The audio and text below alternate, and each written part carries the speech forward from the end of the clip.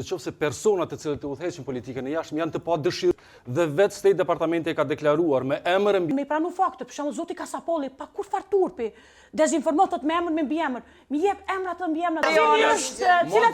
Cilat janë? Kam një përshtypje domethënë edhe gjithmonë po bindem që jetojmë në botë paralele, domethënë në atë se ku jeton zonja Gashi dhe në realitetin në cilin jetojmë na, po çka mund me prit për një person i cili thotë se kosovarët më shumë di kanë parë se sa që kanë pas ndonjëherë, domethënë.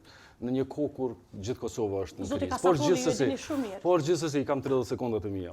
Gjithsesi unë besoj që marrëdhëniet me Shtetet e Bashkuara të Amerikës nuk mund të jenë të mira, se personat të cilët të udhëheqin politikën e jashtëm janë të padëshirueshëm, shumë thjesht. Dhe vetë State Departamenti e ka deklaruar me emër e mbiemër, kështu që nuk e kemi sot problem Kosovën, e kemi problem leadershipin e kësaj lëvizje e cila ka degraduar në këtë marrëdhënie. Shtetet e Bashkuara, Departamenti Amerikan ka thënë që ne jemi të padëshirueshëm me emra me mbiemra.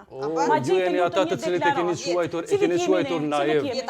Ju ata jeni të cilët i keni quajtur naiv ata, e nderuar zonja Gashi. E dini shumë mirë se në shërbimi diplomatik. Mos i ndërhyj në 3 sekonda drejta. Kështu që të lutem, është mirë mos me dezinformu, po një për prioriteteve tona, në fakt planin tonë qeverisës në 4 vitet e ardhshme është lufta kundër dezinformatës.